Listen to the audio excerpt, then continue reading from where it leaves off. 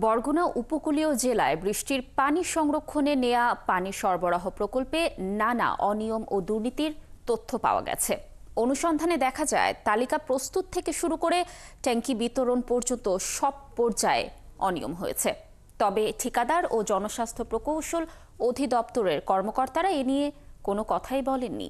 ইমরান টিটুর 2 পর্বের ধারাবাহিকের অনুসন্ধানী প্রতিবেদনের আজ শেষ পর্ব।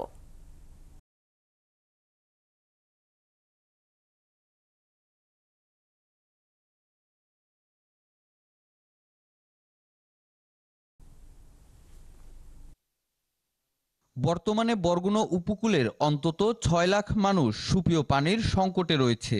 সেই সমস্যা সমাধানে ২২-২৩ ও ২৩-২৪ অর্থবছরে ৩টি প্যাকেজে ৭,৫৬০ জনের নাম সুপারিশ করেন বরগুনা ১ আসনের সাবেক সংসদ সদস্য ধীরেন্দ্র দেবনাথ শম্ভু, সাবেক সদর উপজেলা চেয়ারম্যান মনিরুল ইসলাম, বরগুনা ২ আসনের সাবেক সংসদ সদস্য শওকত হাসানুর রহমান ও বামনার সাবেক উপজেলা চেয়ারম্যান সাইতুল ইসলাম লিটু এবং প্রকল্পের আওতাধীন ইউপি চেয়ারম্যানরা।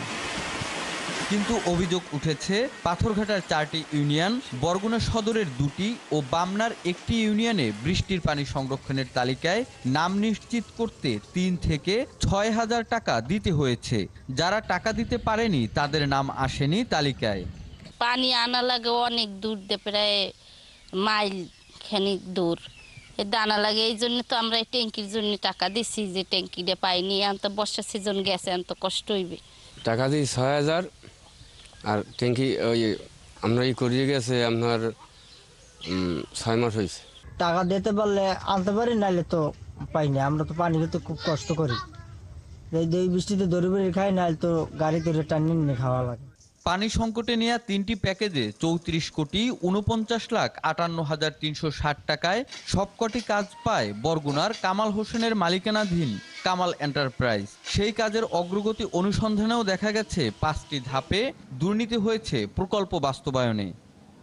22-23 অর্থবছরে পাথরঘাটার চরদনি এলাকার মোস্তফা হাওলাদার বাড়ির মসজিদের সামনে এবং মিল্টন সমাদ্দারের বাড়ির মন্দিরের পিছনে 2টি পানির ট্যাঙ্ক ও শেড পাওয়ার কথা থাকলেও মসজিদ ও মন্দির ঘুরে দেখা যায় 2.5 বছর আগে ট্যাঙ্ক রাখার প্ল্যাটফর্ম করে চলে গেছে ঠিকাদার। এছাড়া কাজের কাজ কিছুই হয়নি। পোতা বাঁধছে 2-2.5 বছর হয়ে গেছে, এবার হারা আয় না, আমাকে কোনো ট্যাঙ্কি কিছু দেওয়া হয় না, দেয় না। আমাদের বড় পুষ্কানি নাই। ধরেন এই ড্রাম যদি থাকতে আমরা 3,000 লিটার পানি ধরে থইতে পারলে আমরা কিছুদিন খাইতে পারতাম। আবার কিছু বাড়িতে 3,000 লিটার পানি ধারণ ক্ষমতার ট্যাঙ্ক রাখার জন্য নিম্নমানের প্ল্যাটফর্ম করেছেন ঠিকাদার। খালি যখন ওইটা নষ্ট হয়ে গেছে, এত তো 3,000 পানি ট্যাঙ্কি তো অনেক ওয়েট, কিন্তু আরও মজবুত করে দেওয়া উচিত আমার মনে হয়, নাহলে তো ক্ষতি হইবে। নিজেরাই আরম্ভ করছে, সরকারি কোনো অনুদান নাই।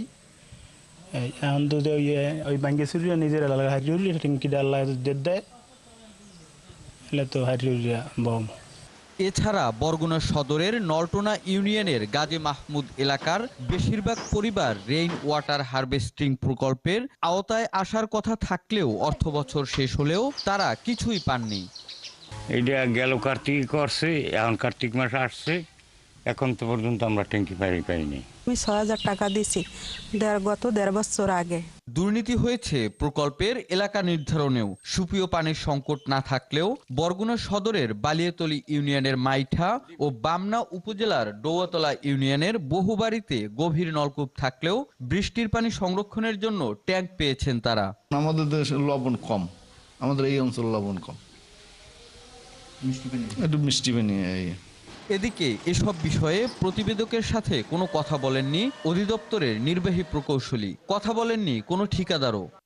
উপকূলীয় 10 জেলার মানুষের জন্য নিরাপদ বৃষ্টির পানি সরবরাহ করতে সাবেক আওয়ামী লীগ সরকার এই প্রকল্প নিয়েছিল। ইমরান টিটু, 71, বরগুনা।